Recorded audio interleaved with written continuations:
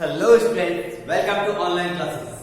Students, पिछली videos में हमने 3 जो आपकी पॉइंट्स है उनको पढ़ा है, उनका एक्सप्लेनेशन हमने पढ़ा है, उनके क्वेश्चन आंसर्स हमने किए हैं। ठीक है, आज आपकी जो आपके सिलेबस में आपकी बुक में जो लास्ट पॉइंट है उसको रीड करेंगे और उसका एक्सप्लेनेशन करेंगे। ठीक है, तो इस पॉइंट को शुरू करने से पहले हम इसके बारे में थोड़ा सा जान लेते हैं। ये पोएम है क्या? सबसे पहले आपकी जो पोएम है उसका नेम है an elegy on the death of a mad dog. An elegy on the death of a mad dog. कि एक एलेजी का मतलब होता है शोक गीत या दुखद गीत। On the death of a mad dog यानी एक पागल कुत्ते, मैड डॉग यानी पागल कुत्ते की मृत्यु पर एक दुखद गीत या फिर शोक गीत। और ये जो आपकी पोइम है, इसके जो पोइट है उनका नाम है ओलिवर गोल्ड स्मिथ। क्या नाम है उनका? Oliver gold Smith. ठीक है ना? मैं आपको पहले ही बता चुका हूं कि आपको आपके सिलेबस में जो 4 पॉइंट्स है उन पॉइंट्स के आपको नेम और उनके पॉइंट्स के नेम आपको अच्छे से लर्न करना है, क्योंकि आपका 4 नंबर का क्वेश्चन बनेगा एक्सप्लेनेशन का और उसमें से आपका जो एक्सप्लेनेशन में रेफरेंस आएगा, रेफरेंस में पोएम का नाम और पोएट का नाम आपको मेंशन करना होता है। इसलिए आपको चारों पॉइंट्स के नेम और उनके जो पॉइंट्स के नेम है वो आपको अच्छे से याद होने चाहिए। और इसके साथ ही साथ आपको चारों जो पॉइंट्स हैं उनका ट्रांसलेशन भी आपको आना जरूरी है। ठीक है, अदरवाइज आप समझ ही नहीं पाएंगे कि ये कौन सी पॉइंट की लाइंस है। तो आप ये काम करेंगे। क्लियर है? ओके, ठीक है। तो ये क्या है? ये जो पोएम है वो क्या है? एक एलेजी है।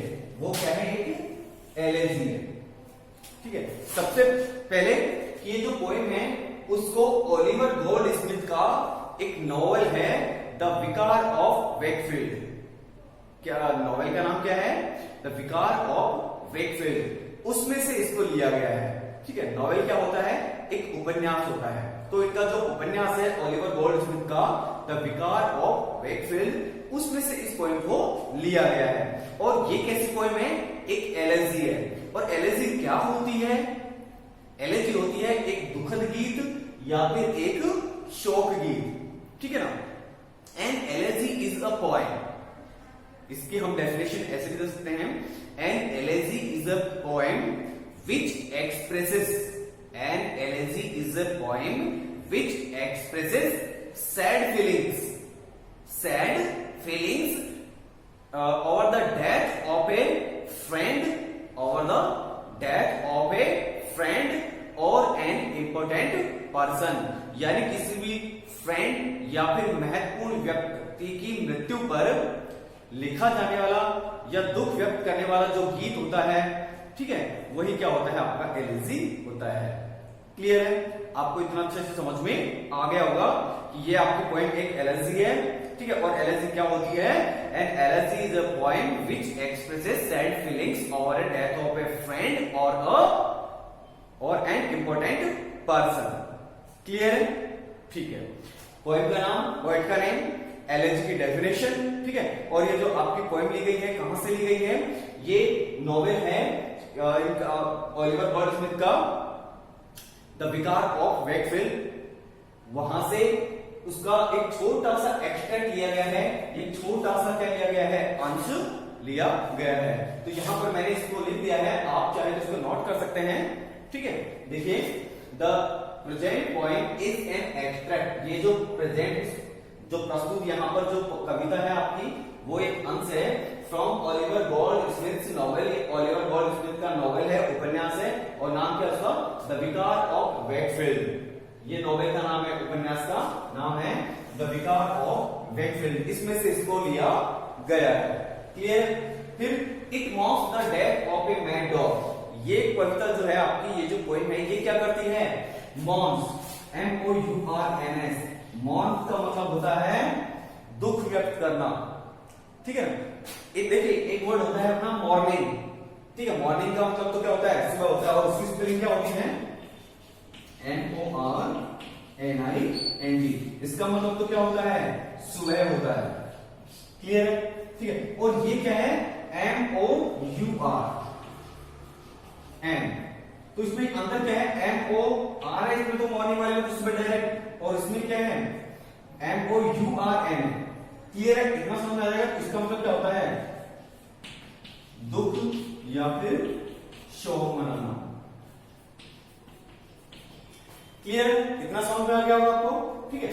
तो इट मॉर्क्स, ये क्या करती है, दुख व्यक्त करती है, शोक व्यक्त करती है, the death of a mad dog, की एक पागल कुत्ते की मृत्यु पर ये क्या करती है, शोक व्यक्त करती है।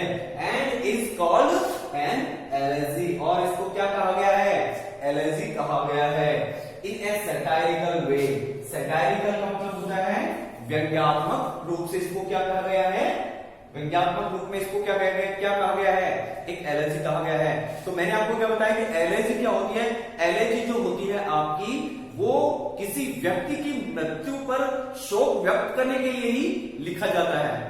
क्लियर है, लेकिन यहां पर किसकी मृत्यु पर लिखा गया है, एक मैड डॉग, एक पागल कुत्ते की मृत्यु पर यह शोक व्यक्त करने के लिए, दुख व्यक्त करने के लिए इसको लिखा गया है, ठीक है। इसलिए इस पर सटायर किया है, और सटायर का मतलब क्या होता है, व्यंग्य करना होता है। क्लियर है, तो ये आपको समझ में आ गया कि ये जो है एक व्यंग्यात्मक रूप से इसको क्या कहा गया है, एक एलर्जी कहा गया है। ये जो पोएम है, कविता है आपकी, एक पागल कुत्ते की मृत्यु पर शोक व्यक्त करती है, दुख व्यक्त करती है, और इसीलिए इसको व्यंग्यात्मक रूप में इसको एलर्जी कहा गया है। उसके बाद में एलर्जी की डेफिनेशन है आपकी कि an elegy is a poem, an elegy is a poem, आप इसको अंडरलाइन भी कर सकते हैं। और ये जो एलर्जी की डेफिनेशन है, आपको इसको लर्न भी करना है, क्योंकि इसमें से भी आपके क्वेश्चन पुट अप हो सकते हैं, ठीक है। तो an elegy is a poem, an elegy is a poem which expresses sad feelings on the death of a friend और ऑफ एन इंपॉर्टेंट पर्सन।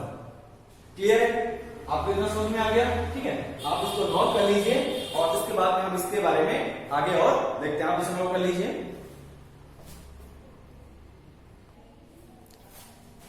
हाँ फ्रेंड्स, आपने उसे नोट कर लिया होगा, यस। देखिए, अब इस पॉइंट में आगे जो है हम इसको जब पढ़ेंगे तब इसमें हमें पता चलेगा कि इसमें जो पॉइंट है ओलिवर गोल्डस्मिथ, उनकी एक फ्रेंडशिप हो जाती है एक डॉग से, ठीक है। और ये जो पॉइंट है आपके ओलिवर गोल्डस्मिथ, ये इस्लिंगटन नाम के शहर में रहते हैं। कौन से शहर में, इस्लिंगटन शहर नामक शहर में रहते हैं। तो first of all the poet and the dog get well along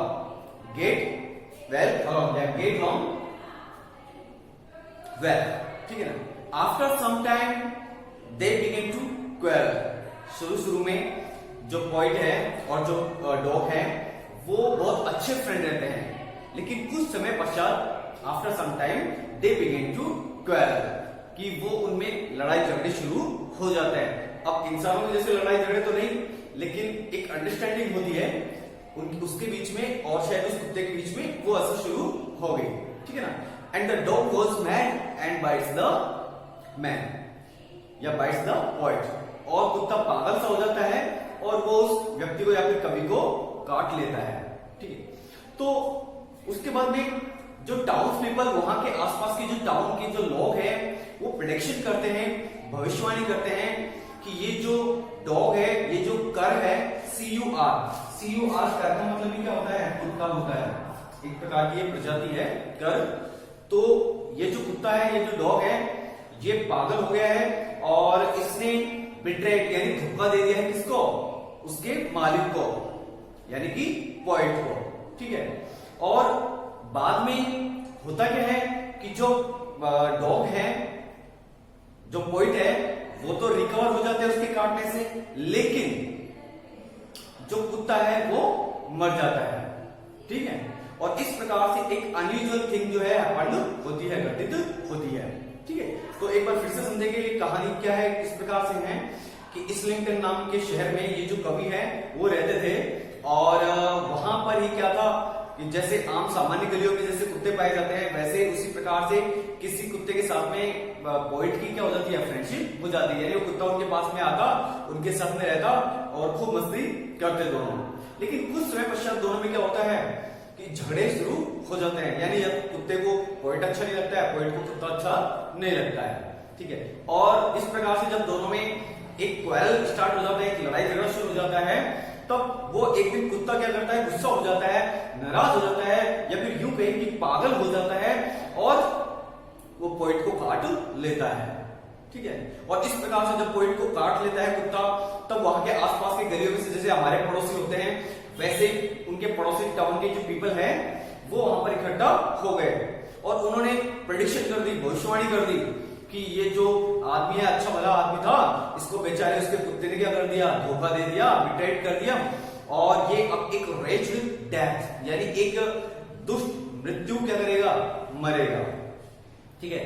और बाद में जब वो ऐसी भविष्यवाणी कर रहे थे, उसी दरमियान क्या होता है कि कुछ समय पश्चात में वो जो कुत्ता है वो तो क्या होता है, थोड़े दिन बाद में मर जाता है, और जो कवि है जिसको काटा था कुत्ते ने, वो क्या हो जाता है, रिकवर हो जाता है। तो इस प्रकार से उल्टा हो जाता है।